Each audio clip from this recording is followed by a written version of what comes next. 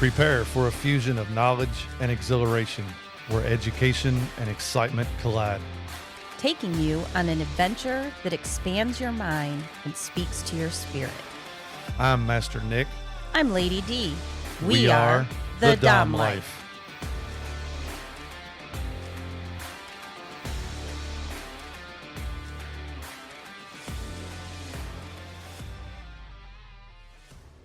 This podcast contains sexually explicit topics and adult content. It is intended for listeners 18 and older. The opinions expressed in this podcast are ours alone, based on our personal thoughts, feelings, and experiences. We understand that others may have different opinions and experiences, and we respect that. We would love to hear from you. You can reach out to us at www.thedomlife.com. Welcome back, everyone, to another episode. We are excited to be here. We've got a great topic picked out for today.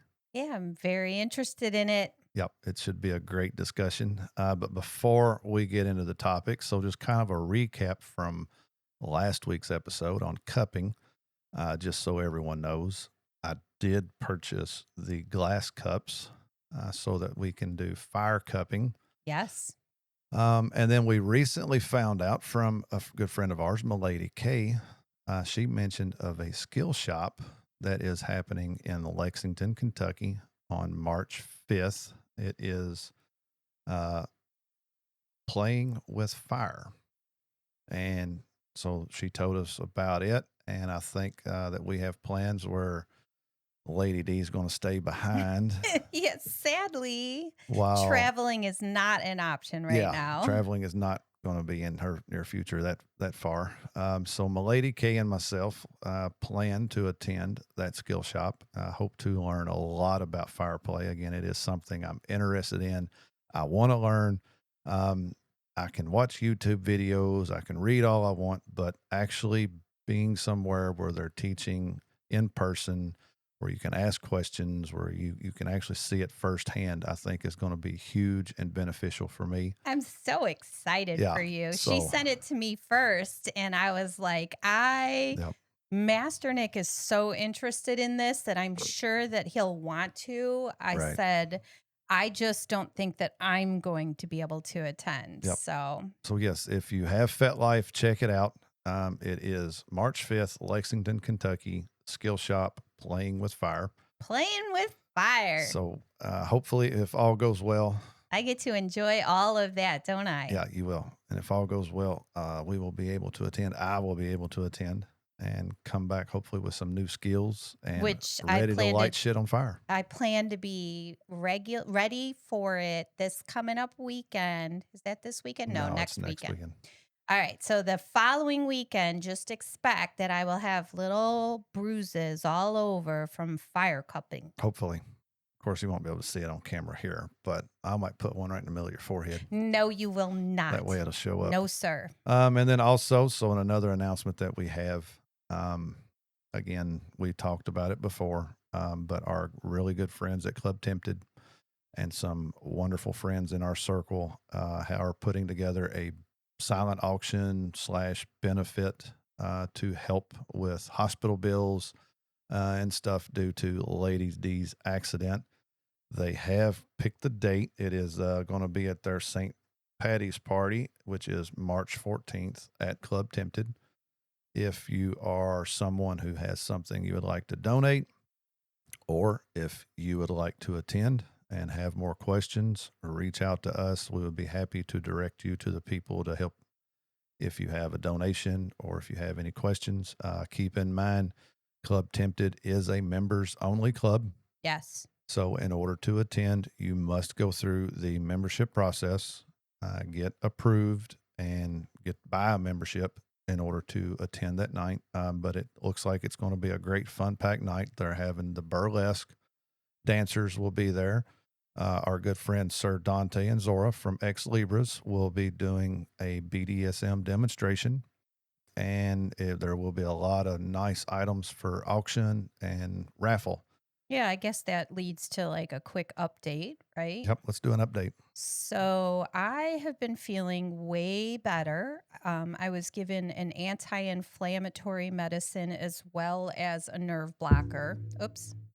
Um, and both of those things together help to alleviate some of the main problems I was having. So I was really excited because I had a return to work date because of insurances and stuff like that. And healing, it had to be at 30 hours a week. So I started last week and I had a lot of trouble. Yeah. So I feel like I've taken two giant steps backwards. I'm not walking as freely as I was the week before. I'm in pain constantly. I think it was just sitting up, being forced into more of a 90-degree position, getting up, walking across. So I have a doctor's appointment this week on Tuesday, and I'm getting an orthotic made on Monday, and I have an orthopedic appointment on Tuesday. So we'll see what it looks like. Right. There might be some adjustments to my return to work or adjustments to what I can and can't do. Yep. So it really sucked because it inflamed everything again. So the things that weren't hurting began hurting again. But here's the thing, steps forward, where if I recognize that it's not a straight path from injured to heal Correct. to totally perfect. So this is just a small bump. But I mean, I haven't worked for 5 months and I was really excited to get back into it. Yes, she was. Especially seeing people other than my husband who I love. I love my Dom. But it was nice to see other people and interact with Right. other people. And it's kind of sad that it caused that much. I mean, I just literally either slept or cried the rest of the week. You was asleep every night in the recliner when I got home from work, and that's where you stayed and remained the remainder of the week. Yeah. Every night. And in case you were wondering, your Apple Watch tracks you. The watch and the phone tracks your stability too, because suddenly I got a warning on my phone that says, hey, based on your recent steadiness pattern and your walking behaviors, you are at a high risk for falling in the next 12 months. Yep. So it recognizes that I'm swaying, that my gait is wrong. I don't even know how it does it, but I was really surprised when that came up on my phone. Yep. So that's good information to know, especially if you have an Apple Watch. It tracks everything. Yeah. All right. Let's get into today's episode. So today's episode, we are talking micro reactions and calibrating patterns and intensities while during a doing scenes. Yes. Yes. So it is something that it is a skill that you have to acquire. You have to learn how to do this. You have to learn your partner. You have to learn their movements. And it's best to learn them outside of a scene. Yes. And that will help you tremendously. While in a scene, you will know their patterns, you will know their reactions, you will know how they react and how they act and their breathing patterns and everything. But sometimes that isn't possible. Correct. Sometimes the only time you see the person is during a scene. So as you're new and as you are growing, this is some stuff to watch for, to focus on, to understand, and then that will make you ultimately a better dom or a better top to the person that you are topping. And I'm just going to say that prior to the BDSM being part of our life, which was basically from the start, but it was a slow build. It was a build. Prior to that, you were still the type of person that is intently paying attention to your partner. Oh, yeah. So even prior to this, when we had sex, you would be staring at me. You never close your eyes. You stare at me. I watch your eyes the whole time, watching what my reactions are, because that lets you know where I'm at and how you're doing and if something needs to change. Right. And you'll notice a flinch by just my eyes and my Your face facial expressions. when something isn't comfortable, Correct. and then you stop or adjust. And I'm very grateful that you had that skill, Right. because I don't think I think people get into their heads so They much do. that they're not focused on their And partner. that goes back to me, and I've said it before. I don't know if I've said it on the podcast or not, but for me, one night stands sucked. I hated one night stands. We are, in with a lot of swinger people, Yes. that do swing. That's another reason why I don't want to be a swinger. If I want going to have sex with somebody, I don't want it to be a one-time done deal, move on, for that reason. And it's how I've always been. It's not something that I just thought, "Ooh, I need to do this." It was instilled in me somewhere, somehow. I don't know how. But yes, during anything intimately, I'm watching your eyes, I'm watching your breathing, I'm watching your facial expression, I'm watching your mouth, I'm watching any signs of pleasure or pain while doing all of it.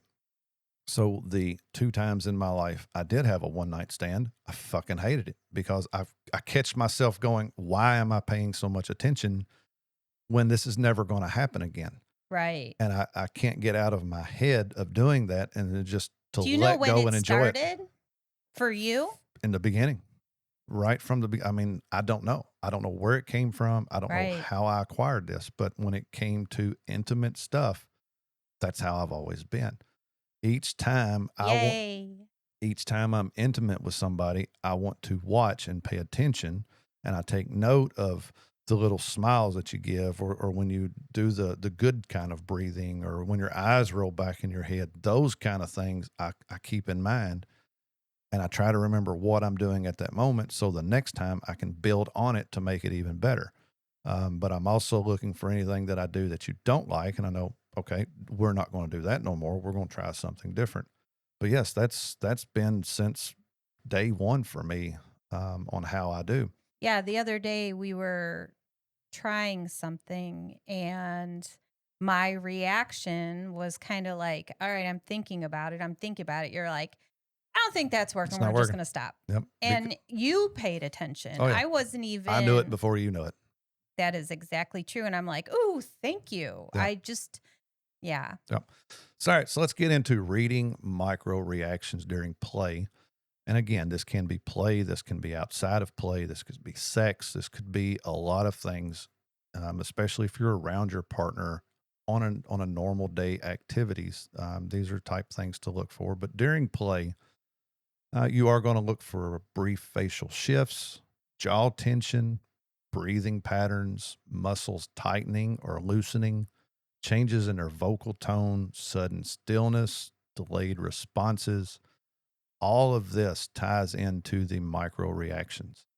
And what really sucks about some of this is you may get a micro reaction, and the first time you see it, you may or may not know if it's good or bad. Right. So ultimately, the more you get to know your partner, the more you get to know these micro reactions. That's when you can really start putting these into effect and implementing them. All right, they are not enjoying this. I need to change to something else immediately. Or yes, they are enjoying it. I'm gonna stay right here for a little This bit. is part of the reason that you start slow when you're doing a scene. So if you haven't scened with somebody before, the first couple of times you're like, "I'm not even going to take you close to your limits." Correct. That is not what my goal is. My goal right now is to make sure you're enjoying it, and Right. for me to see The body movements. that. Yes. Yes.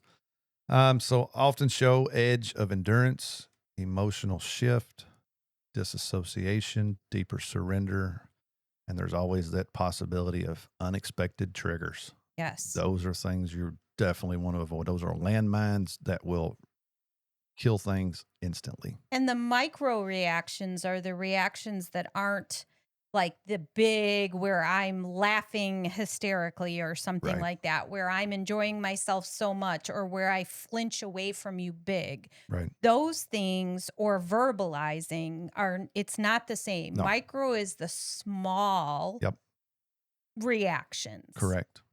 Correct. So, what would be some of your micro reactions on like a brief facial shift or your jaw tensioning? What kind of signs would that give somebody? Well, if my if my eyes are crunching up a little bit, I'm doing it for the people who are listening. If I'm crunching up a little bit, I could be showing discomfort. So, if I'm very engaged and I'm looking at your face and then suddenly I'm not aware, like you could snap or whatever, that could mean that I'm having a disassociation where Correct. I'm not currently in the moment and something might be triggered Yep. and I might be locked down. Correct. There's also times when if my if my mouth goes up, like a little bit of a smile or a Right. grin, well, obviously you've hit a great spot. Right. I'm enjoying it. Yep. A lot of times when we play, though, in terms of impact type play, you're usually, not always, but you're usually faced away. So now Correct. you've got to pay attention to body Correct. movements. Yep. And for some of you, I mean, everybody knows. I mean, there's that running joke. Oh my God, you've got a mirror on the ceiling so you can see. Um, feel free to place mirrors Behind your and behind the cross to where you can still see the facial reactions if you need to, especially the first little bit, because facial expressions are usually the first indication of pain or pleasure. After the face, then you can start kind of reading the body. So if you're new, if you're learning, set up some mirrors. I mean, if it bothers the bottom, blindfold them so they can't see themselves, because sometimes that is kind of a shyness, a bashfulness. They don't want to see that kind of stuff. So blindfold them, set you up a mirror, but let them know why it's there. It's I want to make sure I don't push you too far before you say anything. Well, one of the things that brought to mind is if you did maybe a scene that was sensation play Hmm. versus impact play. Let's Correct. start with sensation play, where they're face up Yep. on a bed or on the couch or on a massage table, and you're playing with stuff that's gentle and soft or Right. pokey and prickly. You can then start looking at their Hmm. minor facial and body reactions. Correct. So that's a way to do it where it's not instantly in the impact Correct. possible pain, but on the pleasure side of it, so that you know the good things to Right. look for. Right. And again, with that, knowing the good things is great. If you know all the good things, the minute a bad thing pops up, it's an instant red flag for you that something's wrong. So yes, but and again, a lot of this is just knowing your partner inside and outside the bedroom, the scene, all this. Some of you may not have that option, but this is how you can Well, learn. and again, if you don't know your partner, what you get is you get the larger body signals that are pretty obvious, Right. or you verbally communicate. That's one Yep. of the things that with rope that you deal with all the Oh yeah. time. You constantly have to communicate, Checking on them, feeling of them. touch their body to make sure. So this is Correct. another way because hey, if you're doing an impact scene and your bottom is not a big communicator, we've had that Right. where they've stayed on the cross very still and you have to check in verbally, are you enjoying yourself? Right. Yeah. So one of the ways that if that's the problem, one of the ways to ensure is verbally checking in. Correct. That would be the top doing it to make sure to get a response out of the Yes. bottom while doing that. Are Yep. you happy? Is this where we need to be? Right. But we prefer, as a dom, when you're doming, when I'm topping, I prefer not to interrupt a scene with Correct. verbalization. It can be hot Right. if you whisper and whatever, but a lot of Right. times when I have a partner and I've got them on a bench or on the cross, I'm falling into headspace too as a top, and Right. I'm not trying to interrupt them. Correct. You don't want to change their mindset. Asking questions where they have to give back feedback kind of brings them out of that headspace a little bit. So But you're what? in the beginning, Yes. when you're not looking to push, when you're not looking to see how far you can go or what they can take, in the beginning, that's where you ask the questions. Do you like this flogger? Does this flogger feel okay? And then let them answer that, because in a new situation where you're trying to learn each other, nobody's really going to get into a headspace anyway, or Right. shouldn't be trying to get into a headspace. Right. It is, the bottom is actually vetting and making sure that the top, they're comfortable with them, that they feel that they know what they're doing, they know how to use the implements, they're going to hit in the right place. So starting out, it is good to ask those questions to require feedback. We've had nights where for some reason or another, we're playing down in the dungeon and we have friends over and you guys would start trading implements and say, hey, try this, try that. Right. And then we would be able to talk and explain, oh, I like that. Or maybe if it's lower. And those kind of nights are so much fun too. Even though you don't get into headspace, you don't get the space. You get to actually interact in a way that you don't normally in it's like a group experiment then. Everybody's trying the same thing and everybody has different feelings about it. It's something you may not like, but somebody else really likes, okay, well, maybe they're getting hit in a different spot. So not only do we trade up implements, we trade out DOMs as well. Yes, we do. I will start out with you, and maybe Dante uses it a different way than what I know how to use. Well, come here, try it on her. And so not only are we swapping implements, we're swapping spots, and everybody's getting the chance to feel. Those days are so much fun. Yeah, they are. We just got to get your ass healed so we can get you back up there to do that. I'm so excited about all of this because it's been so long. Right. So long.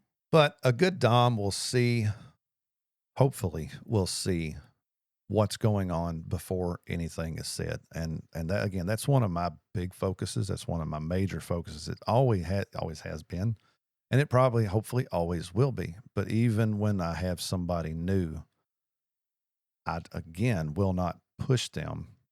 I will intensify little by little by little. Right. But as doing all of that, I'm watching for body movements. I'm watching the breathing patterns. It's amazing how you can see somebody breathe on from their backside. Right. And you're paying attention to that. You're paying attention to the wiggles, or maybe they're leaning into you, or maybe it's starting to get too hard and they're starting to lean away from you. All of that is good signs to know on when to adjust the intensity on it. And we'll get a little bit more into the intensity here in a little bit, but paying attention to body movements. Everybody has them. I let you know, we've done it so long that I don't even have to verbalize at all. Usually no. You can pay attention and you will know whether I'm sinking into something and enjoying it and want more. When I'm close to my limits, I don't have to. Usually for me, I do a little hiss. Like there's a little, and I'm pulling away for sure. You're kind of dodging it. Yes. And then there's other times where I'm like wiggling my butt because I'm happy where it's at and stuff. So there's bigger signals as well. Correct. Micro signals are just ways for you to be a better Dom by seeing the small movements before that next swing hits. Right. The bigger movements, you might already be mid-swing by the time you see that I've pulled a little bit. And on the nights that you have got to yellow was the nights I was seeing how far I could push you. And that's a part of scenes. Yes. If you don't push me, then it becomes routine. It does. It becomes repetitive. And nobody likes a repetitive scene. You want to mix it up occasionally.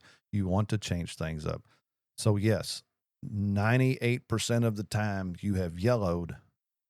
I knew you was close to your limit to begin with, but in my head, I'm like, I'm going to try to push you just a little bit more, see how far I can get. Because some nights you can go more, some nights you can't. All depends on your mood, how you're feeling that day, how much you've eaten, how much you've stayed hydrated. All of that plays a fact into what type of scene you can handle. And usually I know what kind of scene you handle, how much. But there has been sometimes I've gotten body signals from you that was an indication that you was done, and I go to start to take you down. You're like, I'm not done yet. I want more of this. Right. Okay. So there is that back and forth. I do know your signs. I do know your signals. I do know prior to you saying yellow or getting to your limits. But then there is also times I get false cues from you that I think you're done when technically you're not. you want more. So right. Sometimes it's about wanting something a little bit different. right. Or, hey, I'm done with the impact. So you were getting signals that the impact was too much, Right. but I wanted the You electric wanted more wand more. electric, or And you wanted more sensation, or yeah. whatever. Yep. And that's about communication.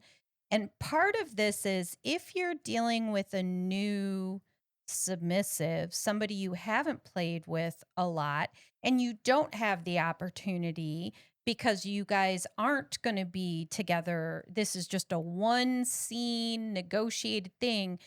Take your negotiations to the next level. Yes. What areas of your body do you like hit? What areas are off limit? I mean, you have to ask the questions not just about what the negative is. Right. Like some people think about the negative, like, I don't want you to have a trigger that's going to Right. cause a problem, but you also want to find out Where they like it. where you like it, Yes. because everybody has different preferences Right.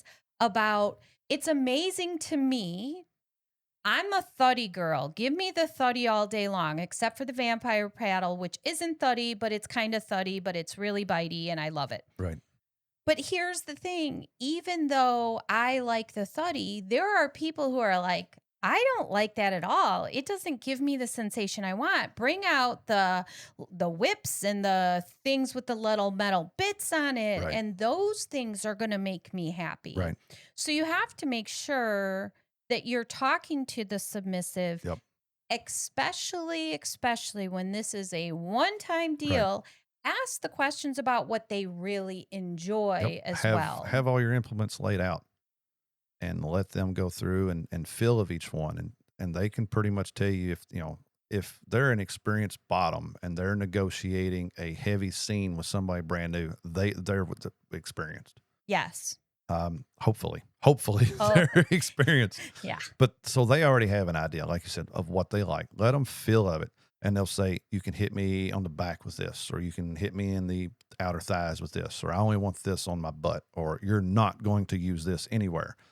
Let them feel it. Let them look at it, and then understand where they want it, the intensity they want it. Make sure they understand what safe words you are using. Right. And then build your scene on that. And then negotiate too, because sometimes somebody thinks if they're pointing to two implements that they like, and then they have a third and they go, I don't want that.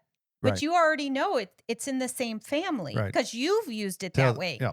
Explain like, hey, let me try it. Let me try it. Let me show you. Right. And it's like, it makes for a great opportunity to expand somebody's mind, Right. their enjoyment. So, correct. And then maybe there's a little bit of fear of getting hit by that. But then when you do it, they're like, wow, Right. it is just like the implements I do like. Exactly. They may find another new toy that they like. So the micro reactions, I know that one of the, like the tensing and the stuff, but one of the big tells for triggers is when somebody's face goes kind of dead. Kind of get And glazed that's not over. always, but they do. They get glazed over and they kind of emotionless. And they lock in place. Correct. Where like you're hitting them and they're not rocking with it or not moving with it.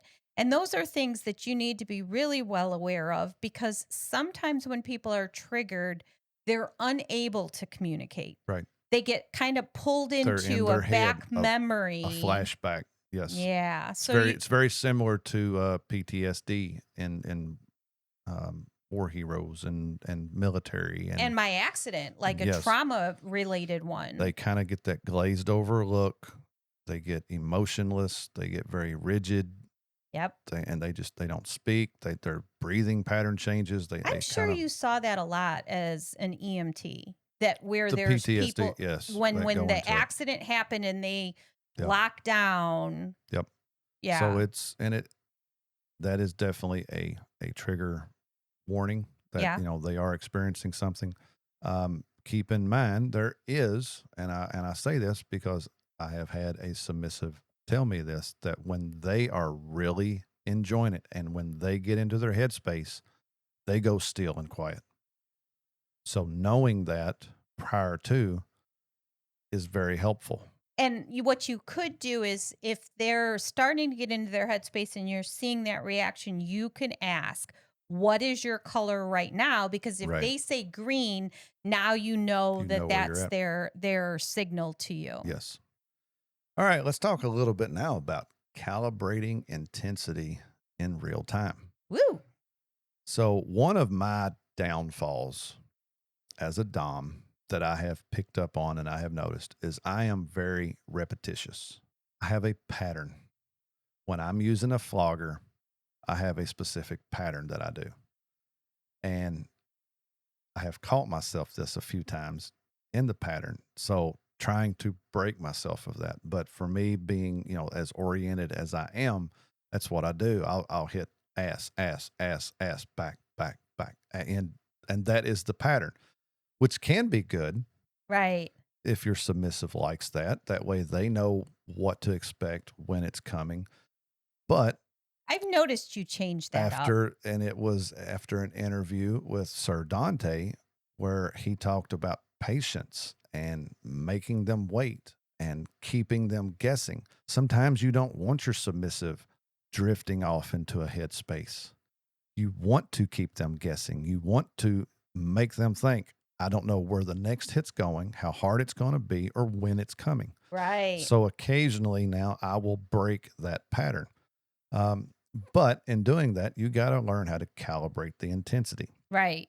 We always talk about starting a scene, especially an impact scene, softly and building up. We do know of some masochists that love pain, that love to be hit as hard as you can swing it. However, they don't like to start off that way. They want a little bit of warm up They want some because warm up. they want that blood brought to the surface. Otherwise, you're Yes. hitting cold skin, and man, that's not Right. fun. So those are set up for punishments, but I'm sure there is some masochists that will Yeah, we're say, not covering everyone. hit me as hard as you want to first time. What we're saying is it is best to build up.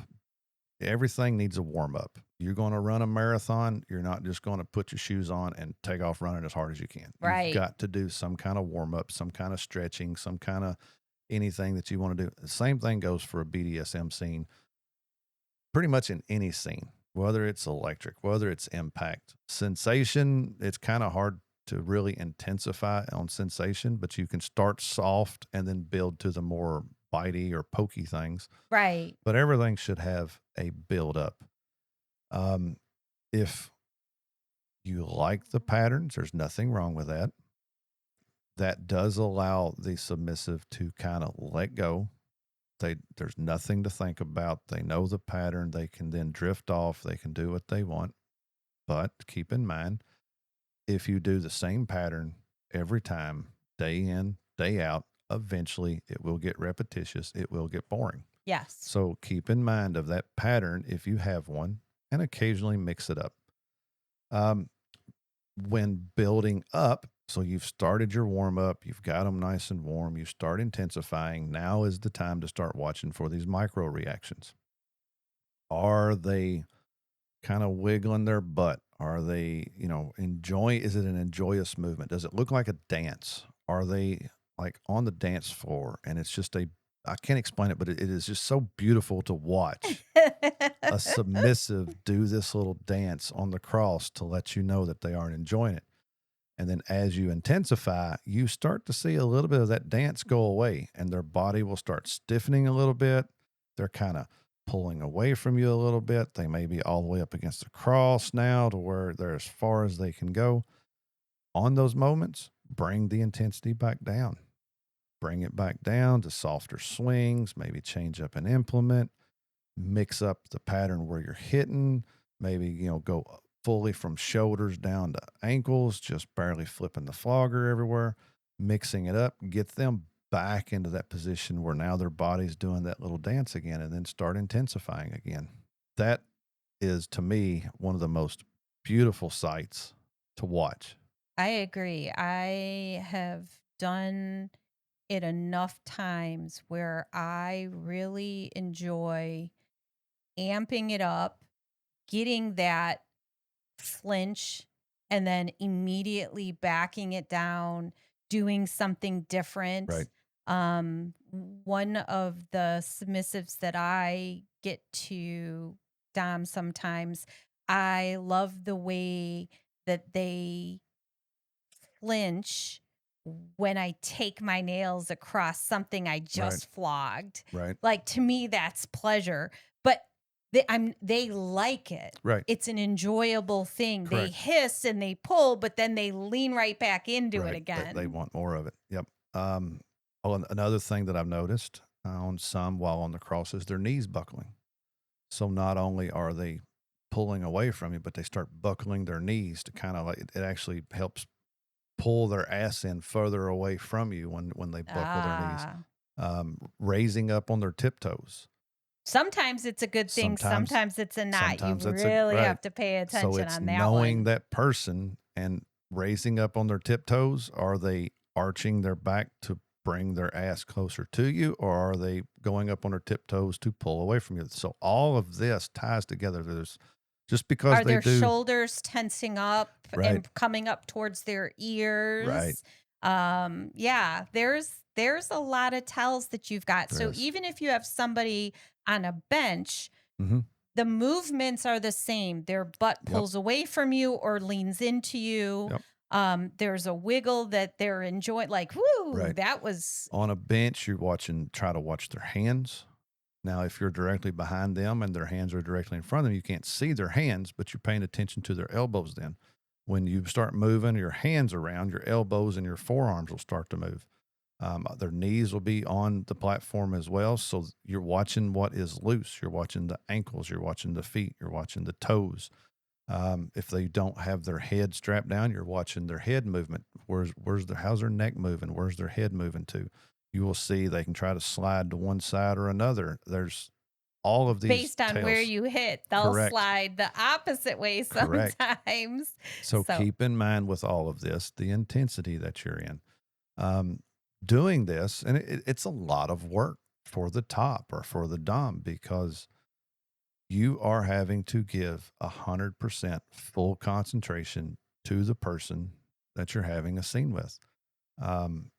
Is that one of the reasons why I feel I don't get dom space? I don't know, because when I did mine and I was 100% You're just focused, focused. and to the point where I wasn't paying attention to my own body overheating, Right. that was a scene where Yep. I was in headspace. I think that you also are hyper focused on the individual, but I think you just don't let yourself go. I think that's what Right. it is. You have to. And I do. I always make sure that I'm aware of myself and the person. My full concentration, my full focus is on that person. But in the background, I also know where I'm at in it as well. I know, my favorite flogger. I fucking love it, but I can only swing it so much repetitively. And Right. then, and I will feel my arm. Okay, it is time to lay this down and pick up something different now. And then I will go back to it later. But Yeah, I had it's overheated multitasking. myself. Like, I was Right. using all the implements, but I was not aware of Right. it was all an extension of me. It was really cool. I would Correct. love to do that again, but not the overheating part. Right. Yep. And again, it's going to take some time for you as well. Yeah, I don't get to do that either. No. No, My you don't. fun times have changed just a little bit. Yes, it is. All right. So we've talked some about micro reactions. We've talked some about calibrating intensities. And It's the middle part. So, like you said, build it slow, then you're in the middle part. The Right. middle part is really where you want to go from low to high intensity on a regular basis, because You're fluctuating like a roller coaster. You bring it up, you bring it back down. Now, you don't have to go down to your warm up stage, right. but you should see some kind of difference in intensity. Nobody, I'm not going to say nobody, everybody that I've ever played with does not want to be warmed up and then hit as hard as you can for the remainder of the scene. I've seen some people who do like that, No, but eventually they want to come back down yes. some and then build back up. Make it like a roller coaster. Warm up, very soft, very sensual, getting the blood brought to the surface of the skin. You'll notice the skin start turning a pink color. Then you know everything's good. Make sure if you plan to hit on their back, warm them up on their back. Some people like to be hit harder on the back. You just have to remember of the internal organs. You cannot use a heavy, thuddy item and swing with intensity anywhere on the back part. You can bruise lungs. You can damage internal organs. But it is a place to hit as long as you're watching the body reactions, as long as you know your intensities. You can mix it up. It's the same with, when I said go down to their ankles. Behind the kneecaps is a place you don't want to hit very hard. The inside of the thighs, you don't want to hit very hard. But man, that's fun when you hit. But you can brush against it. You can hit it. You just don't want to be swinging with intensity. Right. There is a few times I will take the flogger and come from the floor up and make it hit between the legs of my bottom. It's hard. I can't swing that hard going from floor up with a flogger anyway. Right. I wouldn't want to swing it very hard, but it changes things up. It makes them go, oh shit, what the fuck was that? And that's the difference in the patterns and the rhythms. Can you do the same thing with, say, an electric wand? Yeah. How do you do that? So with the electric wand, obviously I never start off with the highest intensity. I always start off low. Most of the time when I start off, most people will go, I don't even feel it. Okay, well, that's good. I know now that I can go up. But if they not everybody, because some people are really sensitive to it. But, that goes back to the communication. Once I've played with you a few times, like I had a scene last night. I didn't start off with the lowest intensity. I have played with this person enough. I have seen her in other scenes with her dom. I know what intensity she can handle, and I knew she would have laughed at me if I would have grabbed the lowest intensity one. So I started off with kind of a middle intensity, but it starts the same way. You start off slow, you build it up, you hit them, once you get them warmed up with the electric, hit them a few times with a high intensity, come back down to a medium intensity, and it's a roller coaster ride with it. Okay. And one of the things is by changing the implement, the tool on the end, the electrode, right? That's what it's called. By changing the electrode, you can change the intensity. Correct. You've got the dial. I've got the dial to fine tune it. But and some of them, like the metal ones, have a higher intensity. They start off at they a higher. hit me and they just, yeah. So that's a big difference. Most places where you buy the electrodes at, it will usually tell you whether it's a low, medium, or high, or some of them have a 0 to 10 scale. 10 being the highest intensity and 0 being a very low intensity. So by knowing what you're purchasing when you purchase it, obviously you can take let's say a medium intensity, and with the wand that I have, I can turn it down. Now it's not as bad. So you might go from a 5 to a 3, but you're not going to go from a 5 to a 1 with that. Right. And then from there, turning it all the way up, you'll get to the 5. Do you think, I guess I should answer this. I believe that when you're using the wand on me, that my skin gets accustomed to it. So when you're using the lower intensity, you're doing the same thing that the flogger does by warming up my skin. And then when you hit me with the higher intensity, a lot of times I can take more after you've already kind of brought me up into the I'm enjoying this phase. Well, it's getting you in that mind space. If you are not in a mind space and I go to the highest intensity, it's going to hurt you. Right. But if I start off low, get you enjoying it, letting you clear your head, letting the endorphins start to come to your body, now you can usually start taking a little bit more intensity. So the deeper the headspace you can get in, the higher the intensity I feel that I could go. Right. There has been some nights that you have been pumped up and, you was excited and there was adrenaline flowing through your body and you was able to take the electric that night that you have never been able to take before. Right. We've never been able to get you back to that night Right. You always tap out before we get to those, but it all in the mood, the energy that you have, and the endorphins and adrenaline that's going through you at the moment depends on what intensity you can take. So one of the things that I have experienced recently, because I can do nothing. I can't do nothing. I can do some things. We played with the cups. Yes. So we played with cups. I also had a friend that came over and did massages on me, trying to alleviate this week some of the issues that I was having. And she did cupping on me as well.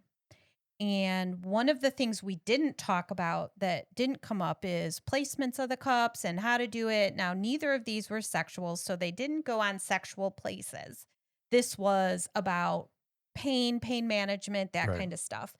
And she put all of them on one side, randomly placed all of them on one side of my back and kind of down into my arms a little bit. And then over the course, as each of them started to purple, like started to discolor, okay, it's time to move them. She moved them on the other side. And I was amazed at how well my brain took that. It really, and I was waiting for the next placement as she removed it. Like my body on that side there were so many on it. It was done. And then you switch it. So that's, again, a changing of intensity and paying attention. So one of the things that she did that you have just talked about doing is the movement ones. Mm-hmm. So she took the cups and moved it because what she was trying to do was break up some of the muscle, the tightness. And there's like knots and stuff that you can work, and you can either push them down or pull them up. Right. And one of the things is there are areas of your body that you can take and it stays at the same suction. So she pulled it out, but then she moved it down and away from the center line of your body. And it's just like brushing the tension and the muscle pain away. Right. Well, as she was going down, she got onto my leg, and there was a spot that hurt so bad because it was just the same intensity, but my body couldn't take it there. So you have to be aware of that too. Like, I verbalized it. It was like, oh my God, take that off right now. Yep.